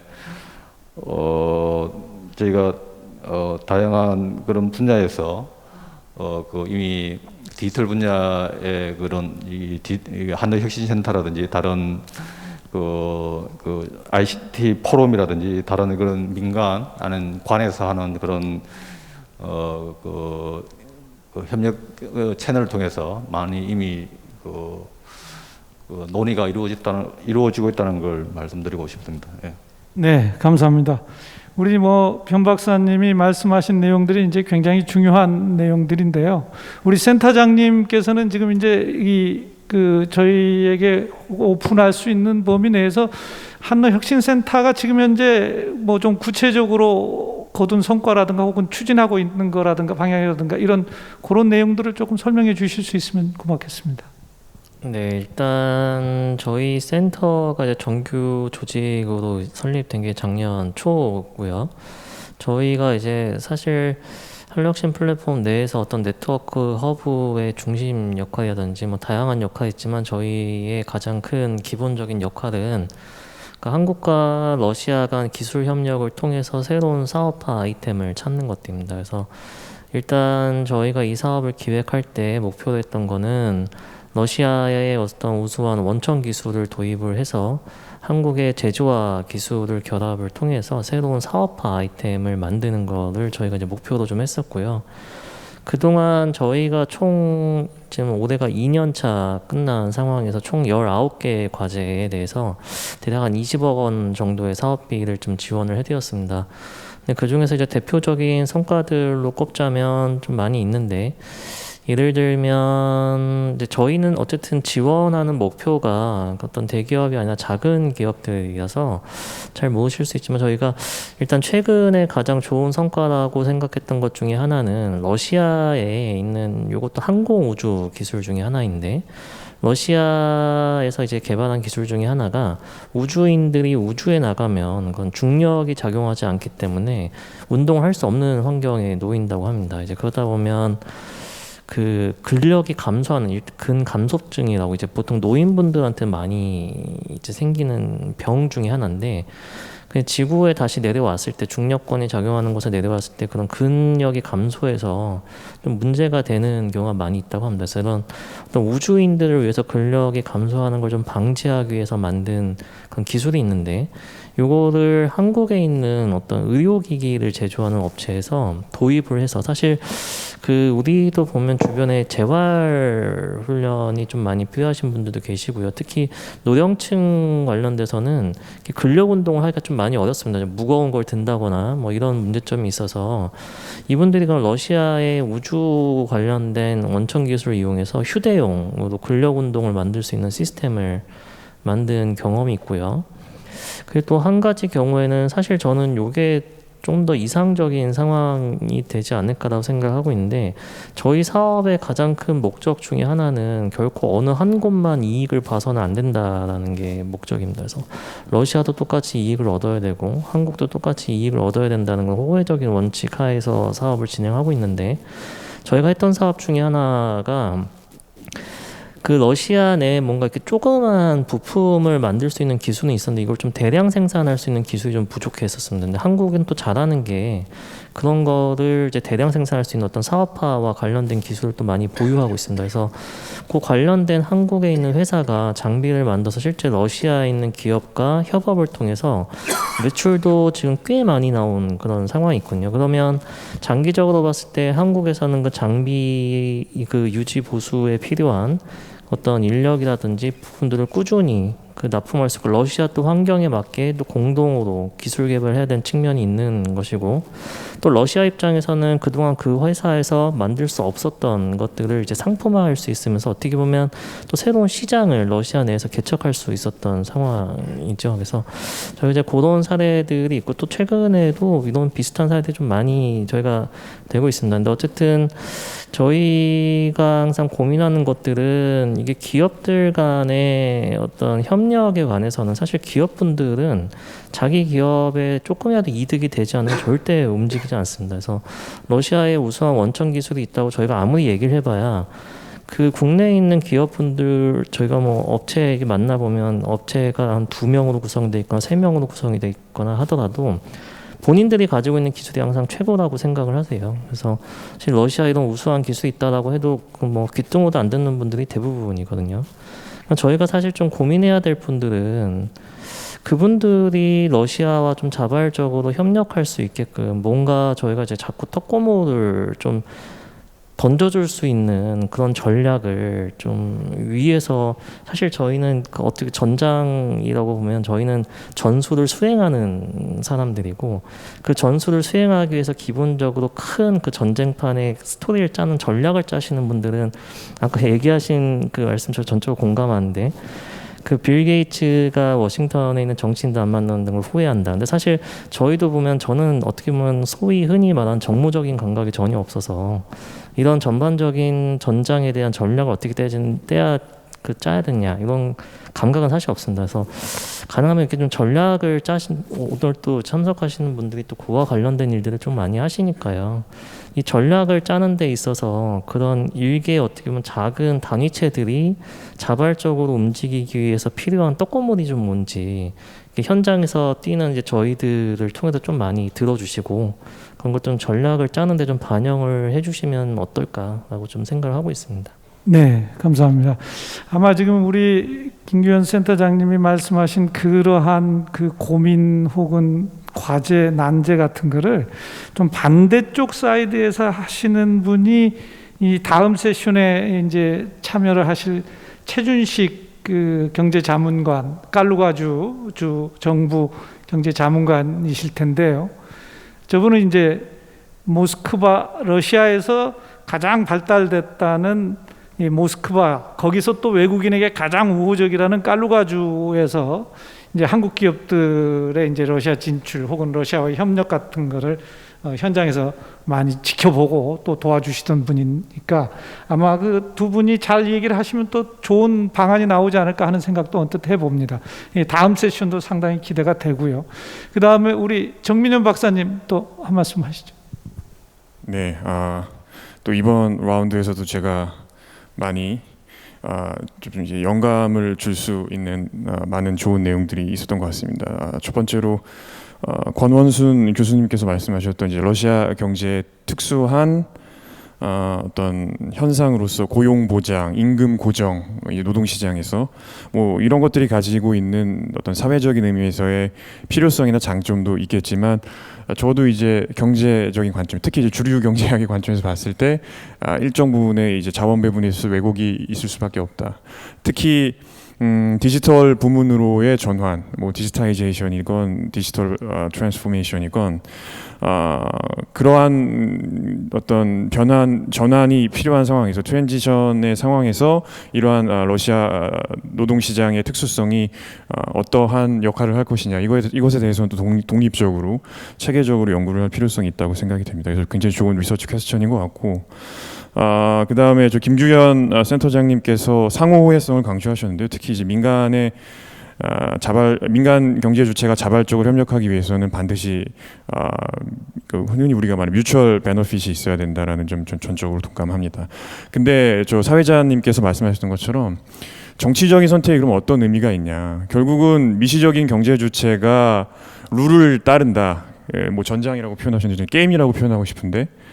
결국 룰 오브 더 게임은 누가 만드냐, 게임의 규칙은 누가 만드냐. 이건 결국은 특히 이제 러시아와 같은 상대적으로 다수 좀 권위적인 정치체를 운용하고 있는 국가에서는 특히 정치적인 선택이 막강한 영향력을 발휘하기 쉽다. 그래서 굉장히 중요한 의미가 있다. 그래서 거시적인 관점에서 미시적인 경제 주체의 자발적 거래에 크게 영향을 미치는, 뭐 경제학의 언어를 또 바꿔서 말씀드리면 거래 비용에 크게 영향을 미치는 건 결국 룰 오브 더 게임이다. 게임의 규칙을 정하는 거다. 게임의 규칙은 뭐 100%라고까지는 제가 말씀드리고 싶지는 않지만 정치적인 메커니즘을 반드시 우리가 체계적으로 이해해야 할 필요가 있다. 중요한 요소로 작용하기 때문에. 그래서 그 다시 미시적인 그 협력에 있어서 어떤 제 생각을 말씀드리면 러시아에 있어서 원천 기술, 우리나라의 뭐 장점이 상용화 역량, 이거 뭐 사람들이 많이 해 오던 얘기이긴 한데 이게 잘 안 되는 건 이유는 뭐냐? 근데 제가 봤을 때는 수익성만 보전이 되면, 그러니까 쉽게 말하면 거래 비용을 충분히 상쇄할 만큼의 수익성이 있으면 뭐 룰 오브 더 게임이 어떻게 됐던 간에 자발적으로 잘 할 거다. 근데 김지현 센터장님이 기업을 만나보면 우리 기술이 최고다, 난 할 필요 없다라고 말씀하는 건 어떻게 보면 거래 비용이 수익성 이상으로 그러니까 반대로 말해서 거래 비용보다 수익성이 현저하게 높다고 보지 않는다라고밖에 제가 해석을 못할 것 같습니다. 저는 이제 경제학을 하는 입장이기 때문에 경제학적으로 생각했을 때 결국은 특히나 이런 상황이기 때문에 거래 비용을 낮춰주는 룰이 중요한데 그 룰은 역시 정치적 선택에 의해서 크게 영향받을 수밖에 없기 때문에 이러한 점이 굉장히 어려운 부분이다. 뭐 베트남이나 과거의 중국처럼 룰이 별로 중요하지 않은 상황, 수익성이 현저하게 높아서 룰이 별로 중요하지 않은 상황에서는 상대적으로 이런 것들이 이런 프릭션, 마찰이 크지 않게 느껴질 것도 같은데 러시아와 같은 경우 특수한 경우 특히 최근에 또 경제학의 발견에 따르면 협력에 있어서 경제 협력에 있어서 어찌 됐든 간에 예컨대 뭐 우리나라가 우즈베키스탄의 그 김우중 회장이 앙트레프레니어십을 발휘하셔서 운 좋게 이렇게 경제 협력이 크게 확대가 된 측면이 있는데 최근의 발견에 따르면 경제 협력의 이 선행이 중요하다. 그러니까 즉 경제 협력의 역사가 새로운 경제 협력을 다시 만들어낸다.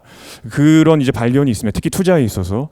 근데 우리나라는 이제 러시아와 상대적으로 경제 규모에 비춰봤을 때 물론 뭐 아예 안 되는 건 아니지만 많지는 않은 수준이라서 더욱 더 어려움이 있다. 그래서 이런 이니시에이션이 굉장히 중요한데 이니시에이션은 역시 정치적인 부분에서 먼저 되고 그 다음에 룰이 좀 갖춰지고 그 다음에 뭐 정보 마찰이라든지 이런 거 예컨대 뭐 다양한 사업 기회, 뭐 아이템 이런 것들 좀 매칭을 잘 해줘서 거래 비용을 좀 완화해서 민간의 자발적인 장기적인 협력을 이끌어내야 되지 않나 그렇게 생각합니다. 네, 감사합니다. 근데 이제 어떻게 보면 굉장히 어려운 얘기들을 많이 하셨지만 지금 우리가 지금 두 번 이렇게 순환을 하면서 했던 내용들을 정부도 많이 인지를 하고 또 그동안 30년 동안에 우리 정부가 그러한 노력을 또 민간 영역에서 개발하고 안 한 건 아니죠. 뭐 우리 다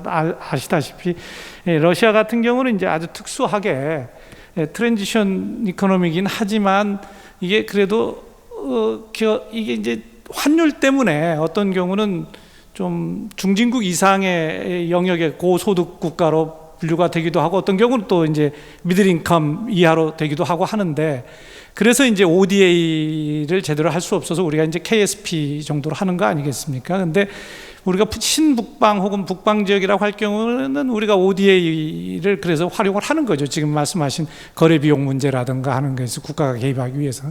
그게 이제 나중에는 일부는 순수 ODA이고 일부는 또 AP로 가고 그런 거 아니겠습니까?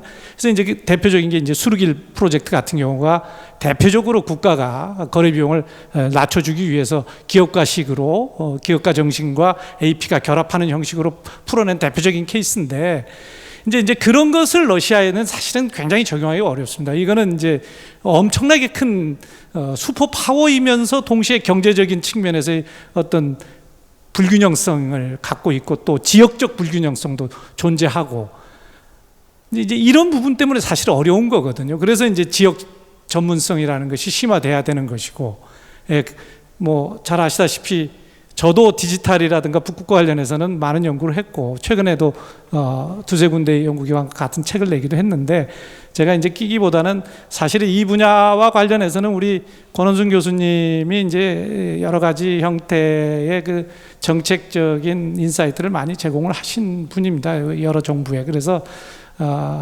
여기 참여하신 분들 우리 이성규 박사님, 권원순 교수님 말씀을 한 번 더 듣고 시간이 허락되면 전원에게 한 번 더 기회를 드리고 아니면 이제 우리 변현석 박사님께 이제 기회를 드리는 형식으로 하면서 마무리를 짓도록 하겠습니다. 권 교수님 말씀해 주시죠. 제가 좀 오늘 공부하러 나온 느낌이고 토론하러 나온 느낌 아닌데 뭐 제 생각을 좀 말씀을 드리겠습니다. 정 박사님 얘기 굉장히 인상 깊게 제가 들었고요. 제가 아까 이제 중진국형 제조업적인 사고라는 얘기를 좀 했었는데 이제 이거를 조금 더 다른 차원으로 놓고 보면 만약에 우리가 슈퍼파워라면 지금처럼 유지하고 있는 사회적 총생산 함수로 다시 말씀드리면 자본과 노동의 투입을 증가시킴으로 해서 생산량을 늘리는 거에만 할 수 있겠는가라는 겁니다. 다시 말씀드리면 슈퍼파워로서의 글로벌에서의 입지를 유지하기 위한 비용, 이건 완전 썬크 코스트, 나가면 안 돌아오는 비용일 수도 있는 것들이고 그런 것들을 거래 비용이라고 생각해 본다라면 그 정치적 전략 또는 외교안보 전략이 갖고 있는 의미도 상당히 크다 이렇게 말씀을 드릴 수 있을 것 같고요. 자 그렇다면 그 이제 조금 아까 제가 이제 초기에 말씀드렸던 걸로 돌아가면 이제 그 글래스-스티글법에 의해서 이제 미국에서의 금융자본의 그 파생상품에 대한 투자에 대한 규제를 하고 있다가 글램리치-블라일리 법으로 파생상품에 대한 투자를 허용했고 다시 이제 도드-프랭크 법으로 돌아오면서 규제를 강화하는 걸로 왔고 이건 이제 미국 경제 전반이 이제 그 뭐 이 통화주의적인 자유시장 경제, 자유주의 경제에서 이제 좀 약간 규제로 돌아가는 양상을 띌 것으로 그렇게 생각이 듭니다. 그럴 경우에 러시아가 역사적으로 본다라면 러시아는 다시 그 굉장히 자유주의 경제 쪽으로 그 전체 경제적인 전략을 구사할 것이다 이렇게 생각이 듭니다. 그 이유는 뭐냐면 아까 이제 말씀드렸지만 그 미국의 금융자본이 러시아의 체제 전환 과정에서 했던 행태들에 대한 러시아의 학습과 교훈이 상당히 작용하고 있기 때문이라는 큰 그림을 한번 그려보고요.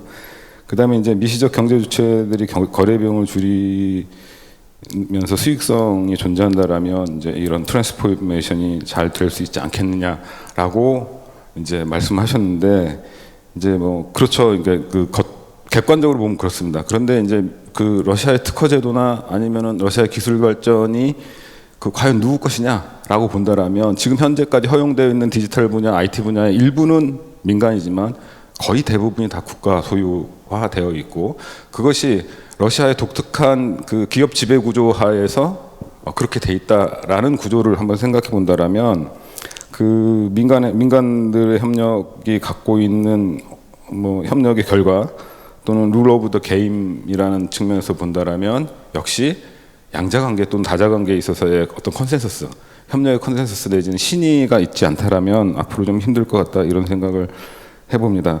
또한 그 이 이니셔티브 또는 이니시에이션으로서의 그 안트레프레너십 이런 얘기도 하셨는데 이런 특수성을 본다라면 이제 우리가 이제 미래의 전략적 협력, 동반자적 전략 협력의 방향성에 대한 고민을 또 해봐야 됩니다. 왜냐하면 아까 제가 합리성을 가정한 비이성적 선택이라고 했는데 그건 뭐냐면 우리는 항상 그 상당히 많은 것들을 넣어서 한러 간의 협력의 경제성 또는 수익성 이런 것들을 따졌는데 정말 이제 제대로 하려면 그 자체의 아이템만 놓고의 수익성과 경제성을 따져보고 그것을 둘러싸고 있는 큰 그림에서의 그 거래 비용적인 차원에서의 전략이나 외교안보적인 측면 또는 경제협력의 어떤 결실 이런 걸 좀 생각해 봐야 되지 않을까 싶고요. 이제까지 이제 우리가 반복해왔던 이런 뭐랄까 비성적 선택 이런 것들을 좀 한번 지양하는 그런 계기를 마련해야 된다고 생각합니다. 단적인 예로 이제 아까 이제 수소 협력 얘기를 했었는데 러시아가 수소 협력을 하고 있는 것들을 본다라면 메탄은 분자식이 CH4입니다. 그다음에 에탄은 C2H6.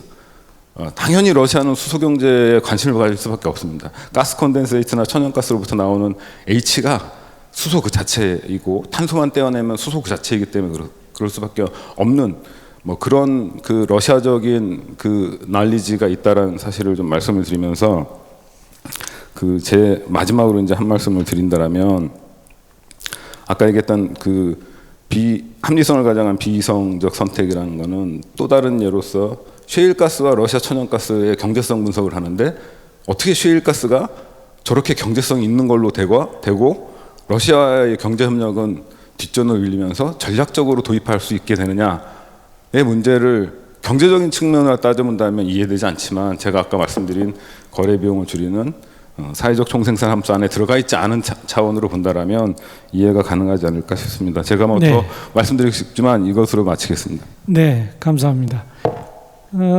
에탄 그다음에 수소 뭐 이런 부분과 관련해서 사실 조만간에 이제 출간될 우리 대외경제정책연구원의 보고서의 한 말미에 미국과 러시아가 제재와 역제재를 하는 그 와중에도 크렘린 대통령 비서실장을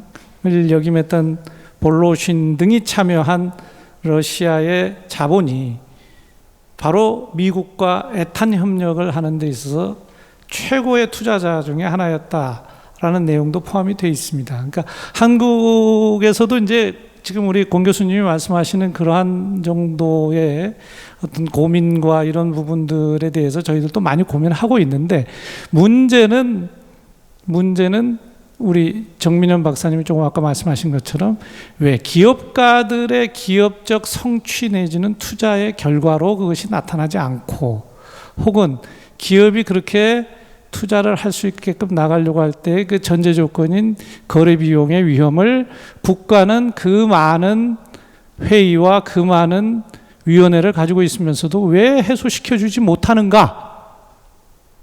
라는 의문을 여전히 많은 전문가들이 하고 있다는 겁니다. 더더군다나 디지털 트랜스포메이션 혹은 환경협력을 얘기한다고 하면서 또 다른 형태의 전략적 협력 동반자 관계를 위한 전략적 고민과 협력의 포메이션에 대해서 정말 고민을 하고 있는 것인가? 라는 부분에 대한 문제를 아마 다시 한번 제기하시는 것 같습니다. 우리 이성규 박사님 짧게 몇 분 내로 끝내주시고요. 그 다음에 변현석 박사님 말씀을 또 듣도록 하겠습니다. 네. 예, 그 사실 투자에서 가장 중요한 요소가 그 위험이죠. 그 위험을 해칭할 수 있는 방법이 없으면 시장이 형성이 안 되니까. 그럼에도 불구하고 시장이 만들어질 필요성을 느끼면 정부가 일정 부분 그 투자에 대한 해칭을 다 전담해서라도 시장을 형성시키죠. 북극 협력 자체가 아마 그런 것 같습니다. 이게 양국의 먹거리 분야가 북극이죠. 러시아도 북극이 가장 중요하고요. 우리도 이제 북극의 중요성을 계속적으로 얘기하고 또 느끼고 있습니다. 두 번째는 전략적 협력이 꼭 필요한 부분입니다. 아까 얘기했듯이 정부가 시장을 형성해 주지 않으면 앞으로 이 먹거리 산업이 시장으로 만들어질 수 없으니까 지금은 정부가 1차적으로 계속 지원을 해야 될 분야입니다. 이거는 장기예요. 지금 당장 이루어질 수는 없습니다. 지금 계속 얘기를 하고 있지만 이거는 장기에 시장이 형성을 하기 위한 준비 단계로 있다고 보시면 될 것 같아요. 그러니까 당장 결과물이 나오지는 않지만 미래를 보고 투자를 해야 된다. 그러니까 국민적으로 합의가 이런 쪽에서 좀 이루어질 부분이 있고요. 또 한 가지는 이건 경쟁 분야입니다. 우리하고 러시아만 관계가 있고 아닌 거요. 중국도 그렇고 일본도 그렇고 다른 주변의 연안 국가들이 다 지금 여기에 경쟁적으로 러시아하고 협력할 수 있고요. 하려고 하고 있고 또 러시아하고는 미국도 또 새로운 협력 파트너입니다. 미국, 캐나다도 협력 파트너가 될 수가 있어요. 알래스카 자원 개발 이루어지기 시작하면 우리는 북극 LNG 안 들여오고 알래스카 LNG 들어올 수 있습니다. 거리가 가까우니까. 근데 아직은 좀 이쪽 알래스카 지역은 아직 좀 지리적으로 아니 참 기후적으로 좀 아주 악조건이죠. 마지막으로 이 북극 사업은 러시아가 주도하고 있어요.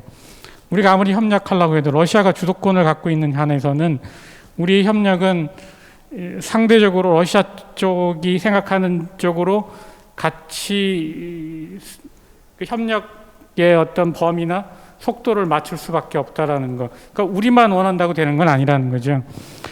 이런 속에서 북극 협력 부분은 계속적으로 좀 관심을 가져야 되지 않을까 이렇게 생각합니다. 네, 변현석 박사님, 네, 짧게. 네, 저도 그 이제 마무리 발언을 좀 하겠습니다. 그래서 여러 전문가님들과 교수님들께서 다양한 제언과 뭐 좋은 말씀을 많이 해주셨는데요. 그래서 저도 이게 마지막으로 말씀드리고자 하는 것은 지금까지 저희가 이제 북방 정책을 추진하면서 사실 정부 차원에서 이렇게 하다 보니까 기존에 하던 정책을 이어서 하는 것도 있지만 이게 이번 정부 들어서 정부 정책으로 내세우면서 그 성과로 이제 만들어진 많은 플랫폼들이 실제로 있습니다. 그래서 아까 여기 한너 과학기술협력과 관련해서는 한너 협력신센터가 있고 또 모스크바에도 그 과학기술협력센터가 있는데 그것도 사실 저희가 확대 개편을 했습니다. 이제 모스크바에 있고요. 그다음에 농업과 관련해서 농업 비즈니스 다이얼로그라든지 그다음에 그 그 AT가 블라디보스톡에 또 그 지사도 개소했고요. 그다음에 조선 분야와 관련해서도 그 기자재 수출 거점을 모스크바뿐만 아니고 블라디보스톡, 그다음에 상트페테르부르크에도 그 개소를 했고요. 그다음에 해양 분야와 관련해서도 한러 공동 연구센터를 블라디보스톡에 지금 열려고 계획해서 하고 있고, 또 북극과 관련해서 말씀하신 그 북극 협의회가 또 그것도 한러 정상 간에 또 합의해 가지고 만들어져서 지금 계속 운영이 되고 있고, 이런 그다음에 이제 뭐 또 투자 기업 지원 센터라든지 뭐 이런 많은 플랫폼이 있고, 또 한국 투자자의 날 잘 아시다시피 이제 부총리가 양국 극동에 그 드루네 부총리가 직접 우리 기업의 애로 사항을 들어주고 해소하는 그런 기회도 있고, 그래서 그런 많은 이제 플랫폼이 이미 만들어졌고, 그게 이제 정부의 역할이라고 생각하는데, 이제 저희 센터장님이 말씀하신 것처럼 이제 그게 어떤 정부와 상관없이 그것들이 좀 지속 가능하게 되는 게 중요할 것 같고, 이제 그걸 위해서 이제 또 이제 여기 계시는 많은 전문가들께서 지속적으로 이런 또 뭐 잘 못하는 것에서 이제 질책도 해주시고 또 좋은 제안도 해주시면은 그것들이 어떤 정책이 계속 발전하는 데 도움이 되지 않을까 그런 생각이 듭니다. 네, 네. 감사합니다. 네네. 북방 정책은 어제부터 계속 많은 참석자들이 말씀을 하셨다시피 정부가 진보 정권이든 보수 정권이든 바뀔 때마다 바뀐 정책이 아니라 어느 정부도 일관되게 중요한 정책 아젠다로 삼고 지금까지 추진해 왔던, 한국에서는 참 보기 드문 바이파티잔 정책입니다. 그래서 앞으로도 아마 북방 정책은 흔들리지 않고 그런 형태로 잘 될 것 같습니다. 근데 이제 문제는 이 전략적 협력의 방향과 이 과제를 약간의 차별성을 이제 정부가 바뀌면, 또 시대가 바뀌면 그 요구에 따라서 변화시킬 수는 있는데, 이 버전업이 꼭 좋은 거는 아닌 것 같습니다. 컴퓨터 프로그램이라든가 소프트웨어를 버전업 하면서 오히려 망해버린 디지털 회사들이 많이 있지 않습니까? 소프트웨어 회사들이. 그런 것처럼 버전업이 강박관념적으로 꼭 작용할 필요는 없는 것 같다라는 생각을 들고요. 제가 생각하기에 이제 뭐 여러 가지 좋은 말씀들도 다 깊은 생각 속에서, 고민 속에서 나온 말씀들이기 때문에 좋은 결과를 맺었으면, 정책으로 반영이 돼서 맺었으면 좋겠고요. 이제 이런 말씀을 한번 드리고 오늘 세션을 끝내고자 합니다. 우리가 익숙한 일을 만났을 때는 누구라도 다 자신이 아주 현명한 사람인 것처럼 처신을 하고 처리를 합니다. 그런데 갑작스런 일을 부딪혔을 때는 난데없이 바보가 되는 것이 대체로 우리 인간들의 어떤 행태입니다. 그런데 어떤 사람은 자신이 난데없는 난제를 부딪혔을 때 바보라는 사실을 인정합니다. 그리고 어쩔 수 없지만 혹은 흔쾌히 정말로 지혜를 바랍니다. 정말로 궁지에 몰렸다는 것을 알기 때문이지요. 그런데 어떤 바보는 자기가 정말로 궁지에 몰렸다는 사실을 들키고 싶지 않아서 지혜를 구하지도 않고 일을 망가뜨리는 경우도 있습니다. 한러 관계에서는 아직까지 아마도 이런 난데없는 난제를 우리가 아직 만나지 못했을 수도 있고, 혹은 여전히 익숙한 모습이 지속되고 있는 상황일지도 모릅니다. 혹은 우리가 구해야 될 진짜 지혜를 가진 현인이 아직까지 나타나지 않았을지도 모르겠습니다. 우리 모두에게 많은 고민을 안겨준 그러한 세션이자 또 새로운 희망을 주는 세션이었기를 바랍니다. 이것으로 마치겠습니다. 감사합니다.